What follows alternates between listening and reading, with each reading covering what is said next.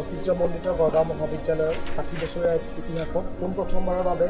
ডিব্ৰুগড় বিশ্ববিদ্যালয়ৰ যি আন্তঃমহাবিদ্যালয়ৰ যুৱ মহোৎসৱ অনুষ্ঠিত কৰিবলৈ লোৱা হৈছে তাৰ বাবে সমূহ মহাবিদ্যালয়ৰ পৰিয়ালবৰ্গক আমি গড়গাঁও মহাবিদ্যালয়ৰ পৰিয়ালবৰ্গৰ